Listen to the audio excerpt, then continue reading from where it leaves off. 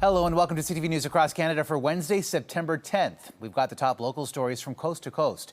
Stories that affect you and the country. Thanks for joining us. Implemented, the City of Barrie is immediately instituting the state of emergency to reclaim our streets, our boulevards, our parks, our squares, our feeling of safety, and our order.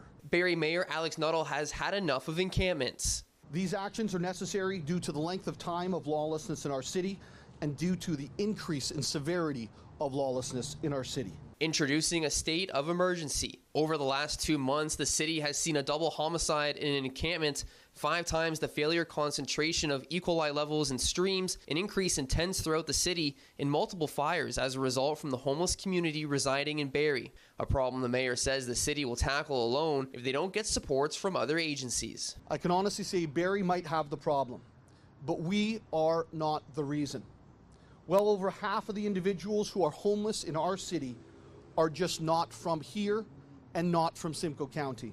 According to municipal law expert lawyer A.J. Gajaria, the declaration is a political move and was not necessary until the city actually takes action to move an encampment. The legal issue really will be enacted or engendered at the time at which the municipality makes the determination to clear homelessness encampments.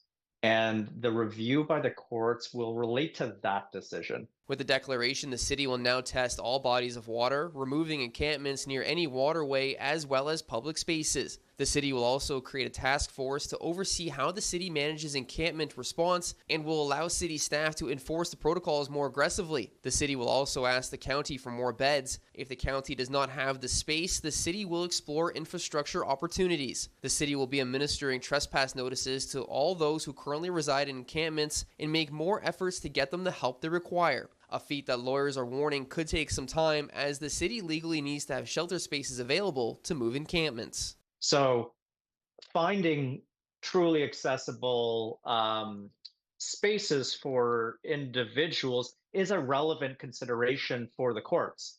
In our past case law, they have looked at that factor specifically. Something that Mayor Nuttall has already considered. If the county is able to follow through on the items that they have worked on this week, then I think we'll be in really good shape. If we need to help support that or fill a gap that exists, the city will figure that out and go and do it. Barrie Springwater Oro MP Doug Shipley also on hand and said his office has seen an influx of calls regarding the tents in the city. What we need is the public to support the mayor in these causes. Many people when they come into my office ask what could they do to help, and I would say to them, well, when the mayor does and if he comes up with something, which he has today, to resolve this issue, support him. Show your support and show that you back these measures that he's taking today. Now, it remains unclear when the city will begin to serve those trespass notices to those in the encampments. Today, Barrie Mayor Alex Nuttall saying there are about 20 active encampments in the city. It's just a tax grab, and they should take out those cameras, all of them. Today, Ontario Premier Doug Ford taking a stance on municipal speed cameras, indicating the province might take action if local municipalities don't. Hopefully, the cities will get rid of them, like Mayor Del Duca did in Vaughan, or I'm going to help them get rid of them very shortly. The Premier suggesting signs and policing replace the cameras. I have an idea. Why don't we put a police officer with a radar gun there every once in a while? So it'll be a radar drop and people will slow down. But to put this photo radar and some people driving through a neighborhood and they're 5-10 kilometers over, they're getting nailed, it's not fair. So I'm dead against this photo radar that they have. Comments surprising residents of the region. I'm actually very surprised to hear that from a politician. Why wouldn't he want to make more money? That's very weird to me. For someone who got hit by a speeding driver not too long ago, I was kind of surprised. He did get hit by someone who was speeding. A repeat offender at that. Right, so that doesn't make sense. The program is viewed as a success in Guelph. Anywhere between a 14 to 19% reduction in speeding over the course of a year where these are located in those 12 different areas. Mayor Cam Guthrie saying he thinks municipalities and the province should find a balance with these programs. I think there's a meet in the middle moment here for everyone, including the Premier, to say like, hey, if you're going to do these, if you're going to do it, they have to be in community safety zones. They have to be around schools like Guelph is doing.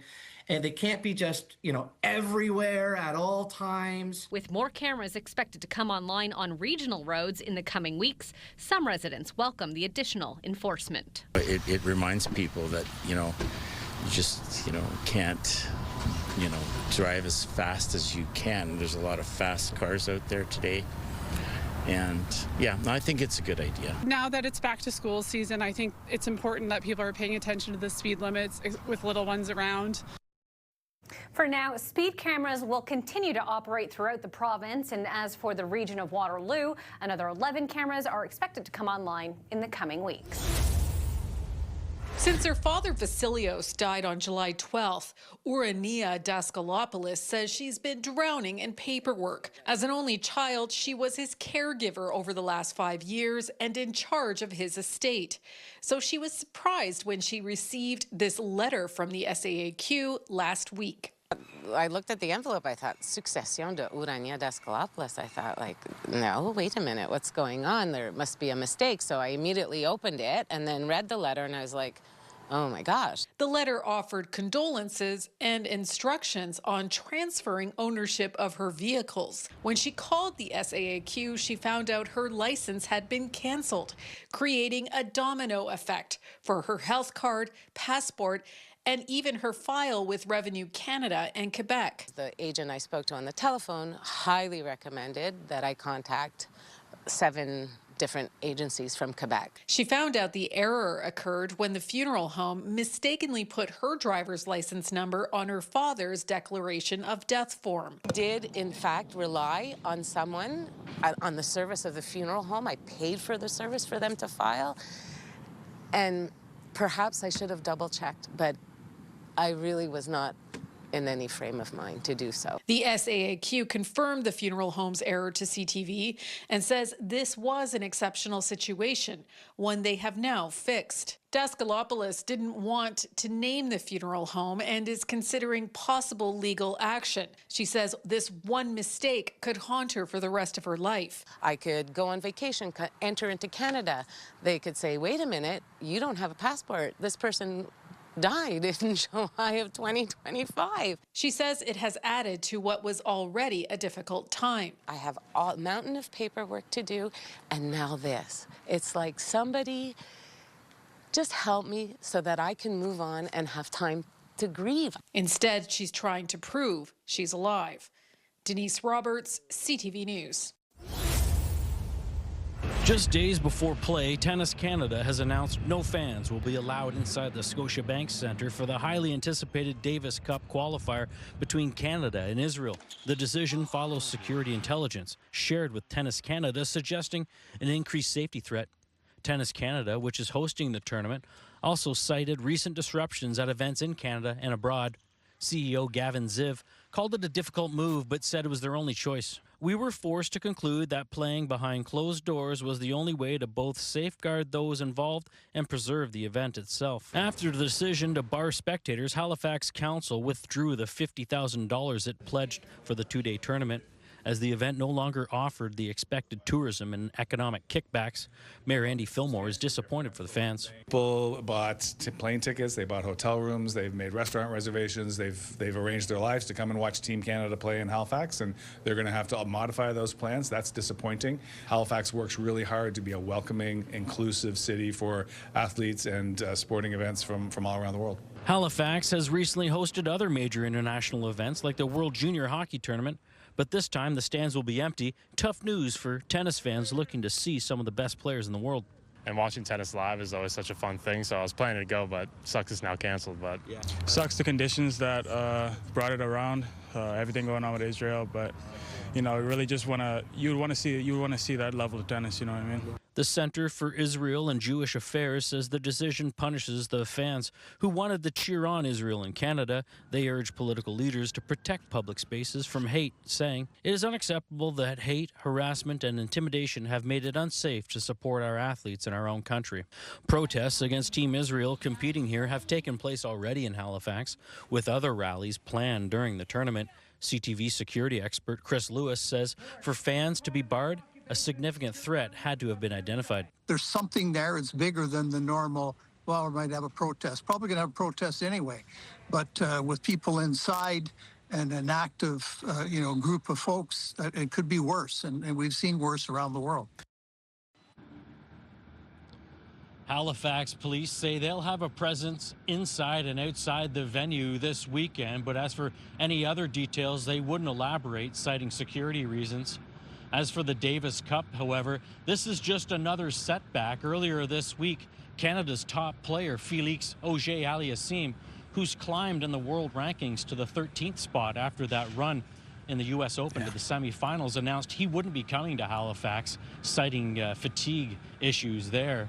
As far as the tournament play goes, games are expected to go Friday and Saturday, and you can almost guarantee protesters will still be gathered here as well outside the event this weekend. It'll only be watched inside. Todd, I confirmed today that media won't even be allowed inside to cover the tournament. We'll have to watch it from outside as well. Feeling today, you see a lot of family and friends in the courtroom here. They say they're seeking justice. How are you feeling? Alleged impaired driver Howju Joe was silent as he emerged from the Newmarket courthouse today. Thank you. No words from more than a dozen friends, family, and colleagues of a Fulham York Regional Police officer killed in an early morning crash 3 years ago. It's pretty tough. We're just hoping that this can all end soon and we can start to heal. Constable Travis Gillespie's mother and partner sitting through hours of submissions today as defense attorney Paul Aubin tried to cast doubt on whether Joe, who has pleaded not guilty, was actually impaired in the 2022 crash that killed the off-duty York Regional Police Constable. This afternoon, Aubin argued that despite the fact Joe was continuously under police observation for 3.5 hours after the accident, not a single officer said, "I thought he was impaired." Aubin, who was arguing Joe fell asleep at the wheel, went on to say the classic signs of impairment were almost entirely absent, saying no witnesses saw Joe with a flushed face, noted any slurred speech or a lack of comprehension, adding there was no evidence he was driving dangerously or driving erratically. Aubin said while Joe was observed walking with some difficulty, he said that could be attributed to the accident itself, given officers saw Joe complaining of pain, wincing, grimacing in pain. Adding Joe had bruising on his chest and down the left side, he was black and blue. Constable Travis Gillespie, who was 38, was driving to work in Richmond Hill when his white Honda Accord was struck head-on by a black Porsche Cayenne. It hurts. It's law enforcement is a small community in and across Canada, and whenever we lose one of our own, it hits us all very hard. Joe, the driver of the Porsche, was arrested at the scene and later charged with dangerous driving and impaired driving causing death. The Crown attorneys have argued that Joe, who was a G2 driver at the time of the crash and was prohibited from having any alcohol in his blood while driving, is guilty of both offences. A Superior Court justice will deliver his sentence on October the 27th. Reporting live, I'm Janice Gold. This is the last photo Hind Igurnan took with her husband Aziz Ben Harif. He's one of the sweetest human being ever. Ben Harif, a Canadian citizen originally from Morocco who lived in Ottawa, was killed in the deadly funicular crash in Lisbon last week. Igurnan, a permanent resident, was severely injured. Very, very fast, like going in a highway, and everyone was screaming. It was very scary. It crashed. I didn't see him. I called him. I was calling Aziz, and he didn't answer. She spoke with CTV News from a hospital in Lisbon, not wanting to appear on camera because of the extent of her injuries. She says it took days to learn her husband was among the dead. When they took me to the hospital, I kept asking, and for like 2 nights, nobody knows. Family back in Ottawa desperately trying to help. And searching about the groups on Facebook, the Moroccan groups on Facebook, if someone can help us. And thanks of God, I found 2 guys from Algeria and another girl from Morocco. He checked his bike and he checked all the hospital around, 7 or 8. It was shocking to all of us. We're still in shock. Ayub Saja knew Ben Harif for more than 20 years. He was the best of us, honestly. This is what I always say. An exemplary person, a very helping member of the community in Orleans. They believe Canadian officials could have done more. They took out the information that we had and they tried to get information, but we did not get any help from them. It was really frustrating because for the whole night we tried to find solutions from our own. Global Affairs Canada says consular assistance is being provided to the families of the victims and that the government provides that assistance to Canadian citizens. For Igornan, it's a tough road ahead. He was kind to everyone. He was generous, hardworking, respectful. He was a great husband. He loved Canada and asked people to pray for him, for all the people and victims of the tragedy, and pray for us to stay strong. She remains in hospital, and once cleared to fly, she'll go to Morocco, where her husband will be buried. These seniors are all tenants at 12 Elgin Street. They're rallying in front of their property management company downtown because they're fed up with the situation at their apartment building. There seems to be an ongoing habit of neglect.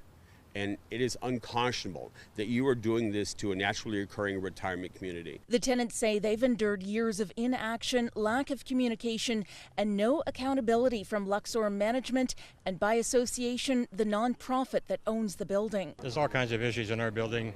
We're mostly seniors and disabled people, and we're not treated as such. Like, we deserve respect. Most concerning for the tenants is the bed bugs. They say more than half the 150 units are infested, as well as common areas. When you're afraid to go even put garbage in the chute because you're going to bring a bed bug in your house, it's when you're afraid to go out of your building, out of your apartment. In an email to CTV News, a spokesperson for Luxor Management says the board of directors with the nonprofit invest a significant budget towards pest control treatments. However, in many instances, it's the behavior and living standards of some of the tenants that promote pest infiltrations into their apartment unit. The tenants disagree and say their concerns have fallen on deaf ears. That's why they rallied in front of Luxor's offices today. These are not dirty people. These are not people who stop caring.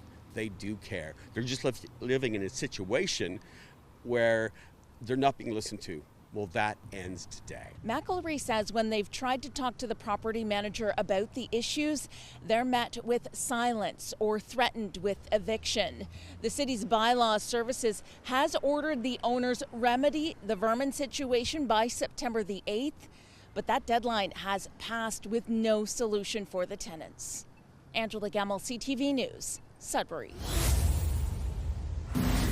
After this summer's operations to keep the massive Shoe wildfire from breaching the community, the resort village of Canada Lake has reviewed its wildfire response in preparation for next year. We surveyed the public in regards to their feelings on the response of the local community.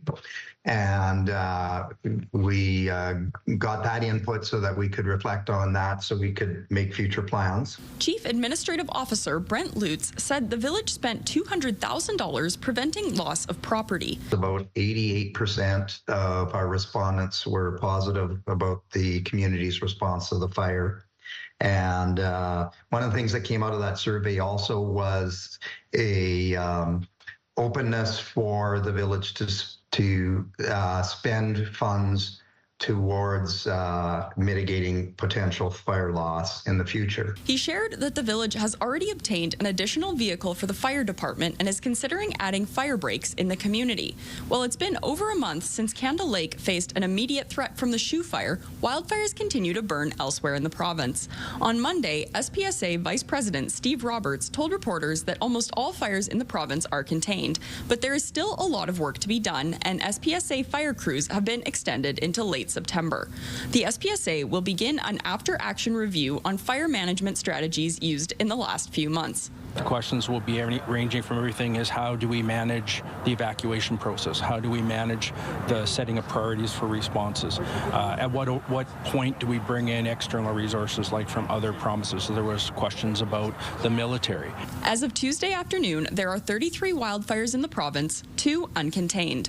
Jasmine Pelche, CTV News, Prince Albert. The trial of Sohail Haider and Mohamed Massoum continued on Tuesday with Haider's testimony regarding his interactions with a woman who is an alleged victim of human trafficking. Massoum and Haider each face a count of human trafficking, with Haider facing one additional charge of sexual assault.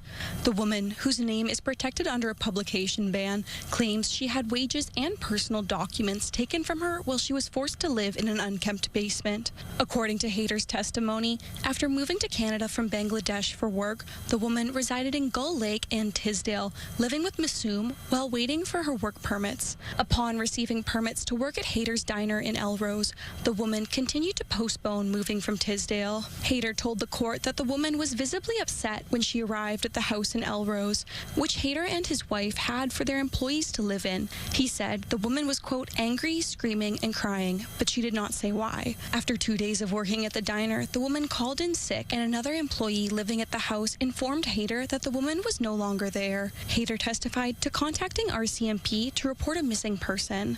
The trial is set to resume on Thursday with Haider's cross-examination, and Massoum is also expected to testify before the end of trial. Hallie Mandrick, CTV News, Rosetown.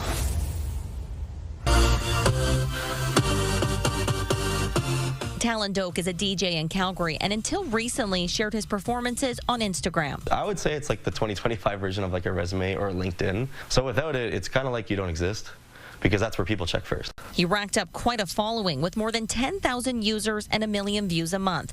But that all disappeared when his account was disabled in April after it was flagged for violating the platform's community standards on child exploitation and nudity. The only thing that I just posted before I went to sleep that morning was something about like DJing. It had nothing to do with like anything close to what they said. On my phone, it won't even let me log in. Despite multiple efforts to appeal, he remains locked out 4 months later. Summer is always like my busiest season, so like not having it, I missed DJing the Calgary Stampede.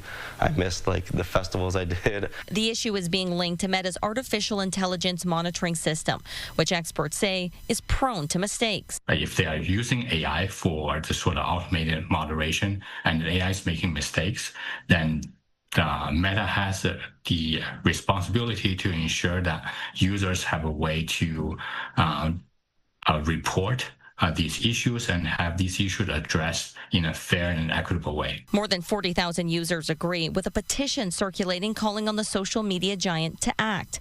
That includes Jesse Vitterall, a paramedic from Cochrane, who is fighting to have his personal account reinstated. What was the reason? And just to be able to talk to someone human. He also believes Meta should be accountable for flagging people for things like child abuse without any recourse. It's not just about losing social media, it's about being labeled with something so harsh and devastating. I think it needs to be sorted out. CTV did reach out to Meta for comment, but the company did not respond. Terry Fikowski, CTV News, Calgary.